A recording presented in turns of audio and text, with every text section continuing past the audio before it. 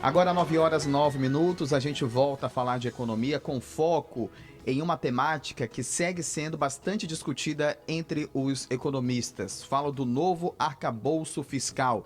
Depois de muita expectativa, o ministro da Fazenda, Fernando Haddad, apresentou na última semana esse novo arcabouço fiscal. A nova regra para o controle das contas públicas foi bem recebido pelo mercado financeiro e entidades como a FEComércio de São Paulo. E para falar mais sobre o tema, nós vamos conversar com a economista Denise Cassama, que está conosco ao vivo com imagem. Bom dia, Denise. Bom dia, Cláudio. Bom dia, ouvintes da Rádio CBN Amazônia. É um prazer estar com vocês aqui novamente. Prazer é todo nosso ter você conosco. Bom, muito a se falar sobre esse novo arcabouço fiscal. Denise, você poderia, antes de mais nada, explicar para o nosso ouvinte a importância do arcabouço econômico apresentado pelo ministro para dar instabilidade ao país no âmbito econômico, da moeda, da economia? Traz para a gente, por favor, esse teu primeiro olhar sobre isso. Vamos lá, né? A primeira regra da economia é justamente a mais difícil de ser cumprida, que é não gastar mais do que recebe. Uhum. Isso serve para a vida das pessoas e serve para o governo também. Mas na prática não é isso que ocorre, né? O governo, por necessidades, acaba gastando mais do que ele arrecada. E a regra que a gente estava vivenciando até então era do teto de gastos, que impedia qualquer gasto acima da inflação do ano anterior. Né? Com o novo arcabouço, né, a regra muda um pouco. Né? A despesa ela não pode ultrapassar 70% da receita do governo. Isso amplia um pouco mais a margem. Ele foi bem recebido porque estimula mais a economia, o investimento público e, consequentemente, a geração de emprego e renda no país. Então, com certo otimismo que esse novo arcabouço aí está sendo verificado pela economia, pelo mercado. É isso. Quais os pontos você destacaria que são acenos positivos para o mercado e equilibram com a postura do presidente Lula de ampliar as políticas sociais? Faz esse paralelo para a gente, que é muito comum dentro do governo do PT, essas questões relacionadas às políticas sociais, atrelado a isso uma economia que possa ser pulsante com esse novo arcabouço fiscal. Então, com essa regra do gasto 70%, isso torna mais claro para quem quer investir no Brasil. Né? Vou lembrar só um pouquinho que o Banco Central aí manteve a taxa de juros alta justamente pela ausência de uma regra fiscal clara para controlar. Então, as empresas estrangeiras elas gostam de investir em lugares que possam dar um retorno e que tem regras econômicas claras que não comprometam seus recursos. Então, com esse novo arcabouço, tendencia a aumentar o aumento de investimento estrangeiro no país, e aumentando investimentos estrangeiros para o país, isso significa a vinda de outras empresas, de mais empresas aqui para a economia, e vindo novas empresas, ocorre geração de novos postos de trabalho. Havendo mais emprego, há um aumento de renda na população.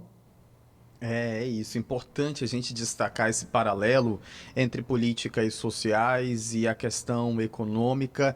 E uma outra coisa que a gente traz para a nossa realidade depois desse papo introdutório da economista, que é sobre a Zona Franca de Manaus, né? Nós passamos aí, Denise, por 4 anos difíceis, né, pela frente, de instabilidade no modelo Zona Franca, e alguns anúncios do ministro Haddad chamaram a atenção, mas também geraram dúvidas de como será o comportamento de acordo com o nosso modelo. Traz para a gente também um pouco disso, para o ouvinte da CBN entender esse arcabouço fiscal em paralelo também com a Zona Franca de Manaus, o impacto que esse arcabouço fiscal tem diretamente no nosso modelo. Nós ainda não estamos tratando Uhum, da reforma tributária, que uhum. essa sim vai mexer diretamente com a Zona Franca. Então, o arcabouço é uma regra geral. Evidente que a premissa é que o governo melhore a arrecadação, né? Já houve aí alguns indicativos de tributar as grandes fortunas, mudar a forma do imposto de renda.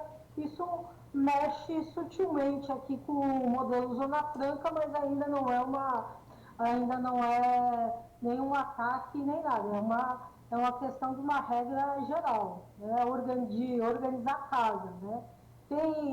É a mesma coisa de você falar que você tem uma renda extra e aquele teu amigo que é todo enrolado com dinheiro te pede um dinheiro emprestado para abrir um negócio que vai trazer retorno da China, né?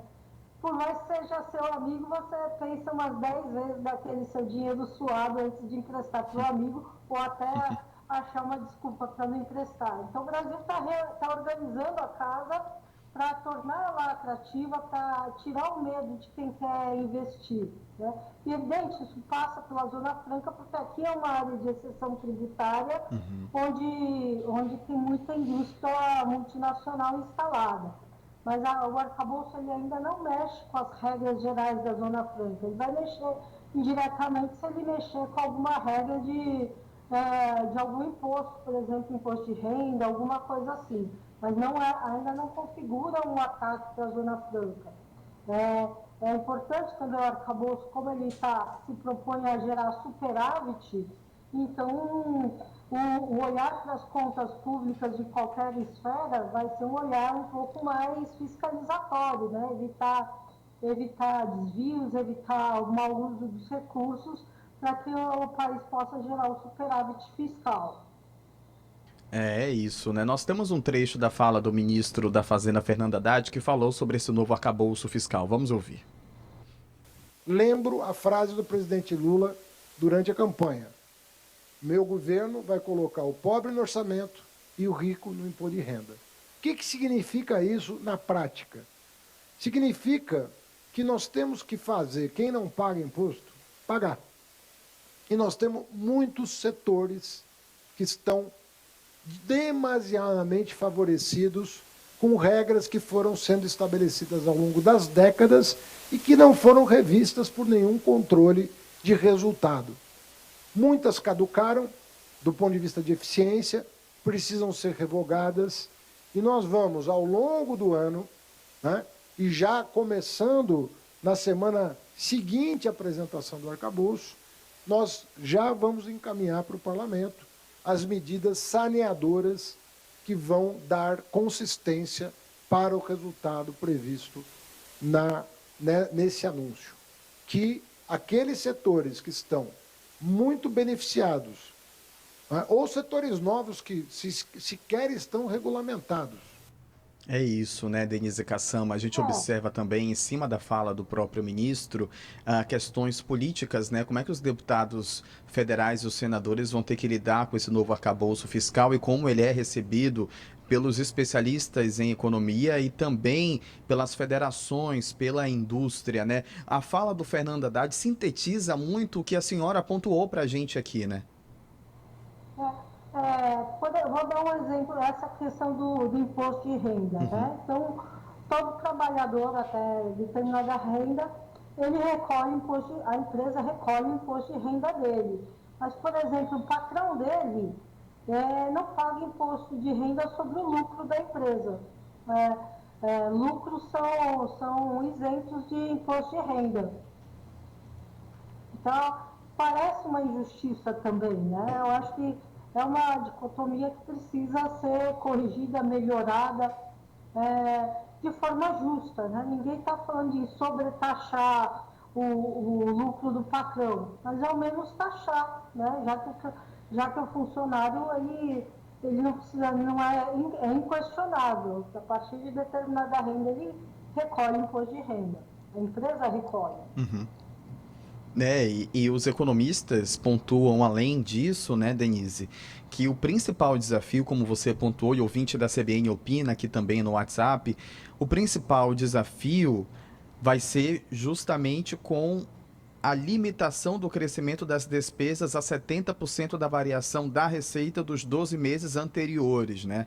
O ouvinte da CBN aqui opina sobre isso, fala sobre esse arcabouço fiscal, de acordo com ele é um tema muito difícil de entender, mas bem recebido também pelo mercado. Nessa reta final de entrevista, gostaria que a senhora pontuasse agora os próximos passos desse arcabouço fiscal. O que o ouvinte da CBN tem que observar desse novo arcabouço e, politicamente falando, positivo para o presidente Lula essa medida? A princípio ela é bastante positiva. Acho que o governo acerta na mão. É evidente, como pontuou aí o ouvinte, é um grande desafio fazer esse controle.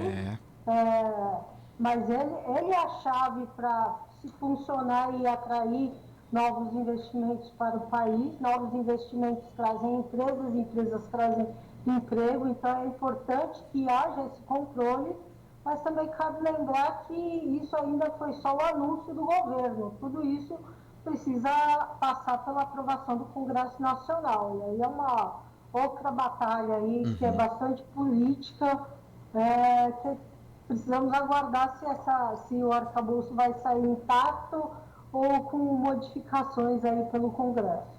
E pelo que a gente historicamente entende do Congresso Nacional, pode ser aprovado, mas com certas mudanças. E aí a gente vai ter que analisar essas mudanças, se serão impactadas de forma positiva ou negativa para você que está nos escutando, até porque a gente fala de contas públicas, né? E a gente sabe que o Brasil tem uma deficiência que vem de anos e anos sobre esse tema, né, Denise Cassama? Te agradeço demais por estar com a gente, viu? Por trazer esses esclarecimentos, deixar a sua opinião sobre o tema. A gente deve voltar a conversar mais aqui na programação da CBN Amazônia sobre esses e outros temas que impactam diretamente a vida, não só de quem vive no Amazonas, mas no Brasil inteiro, viu? Forte abraço. Igualmente, abraço para todo mundo aí. Muito obrigado. Essa entrevista da economista Denise Cassama estará no YouTube da CBN Amazônia por completo.